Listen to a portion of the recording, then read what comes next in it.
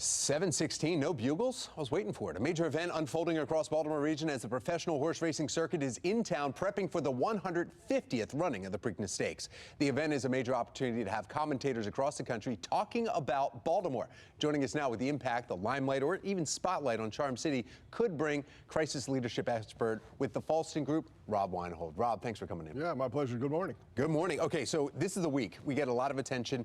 We're out there all week. A lot of news organizations are going to be there. All around the country, people are gathering here. They're already here talking about Baltimore. It's in the background. How does the country perceive Baltimore this year versus previous Preakness Stakes? Well, Baltimore's in the spotlight for all of the right reasons this week, right? And I think the investment in Pimlico is absolutely the right move for the state and for Baltimore City. I mean, you talk about tourism, sports tourism in particular, job readiness, economic impact in the surrounding area. The Park Heights community certainly needs this kind of economic boost, so to speak. I think Park Heights Renaissance has done a great job in that corridor over a period of years, but having an anchor like Pimlico, a refurbished Pimlico, will go a long way for the city of Baltimore, enhance the reputation, and also will hopefully spur other economic infusions because Baltimore needs the resources for sure. The mayor, I mean, still touting about the crime down, shootings down, homicides are down. So things are trending in the right direction, at least for the city. So this looks like, okay, that could be a topic of discussion because in the years past, it was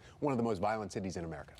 Safety is always at the top of everyone's mind. We want to make sure that Pimlico is refurbished in the right way and then people feel safe going in and out of Baltimore, and certainly frequenting Pimlico, going from, I think, roughly 16 events a year to more than 100. But if you look at CFG Bank, Oriole Park at Camden Yards, M&T Bank Stadium, create these institutional anchors that can really serve to, again, infuse health back in the community and just make sure the city is safe, free from crime and grime, and great things are going to happen. Make up for the Orioles' lack of season this year, so that's definitely going to have fans down from that. So you know that's going on.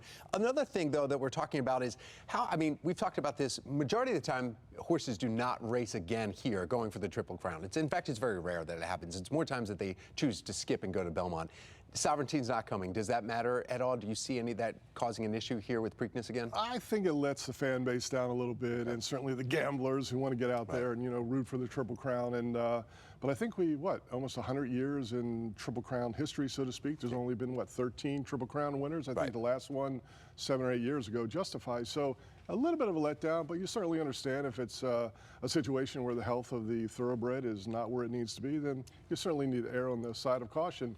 Certainly the controversy involving the jockey and the cropping, he's fined, he's suspended, and so now I think the health of the sport is under scrutiny, and probably the right decision by the ownership. Is that a blemish, though? I mean, he fined $62,000 for excessive whipping, which means coming down the track. He hit the horse 2 more times than what was allowed. 6 times is allowed, so he went over to 8. So he gets fined $62,000, but he wins $5 million. He said, yeah, he just got into the competitive nature of the business. Yeah, well, I mean, you take the Triple Crown victory or crop a few more times. I mean, you know, that's I guess a value judgment that's made, but he's probably caught up in the moment for sure. And look, horse racing has always had a little bit of controversy around it, whether it's gambling or fixed races or behavior like this. And so I think accountability in the sport and oversight is important, and it's good to hear that they are, you know, sanctioning the jockey to make sure that they're protecting the thoroughbreds who, you know, are not only very valuable, but, you know, they're animals that need to be taken care of. So I think all the right decisions were made, but if you're not holding these jockeys accountable over time, then what's the purpose of even having the rule?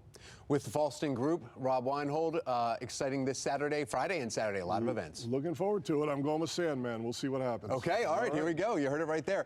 Amy, is Sandman a mutter? Because you're talking about rain coming up Saturday.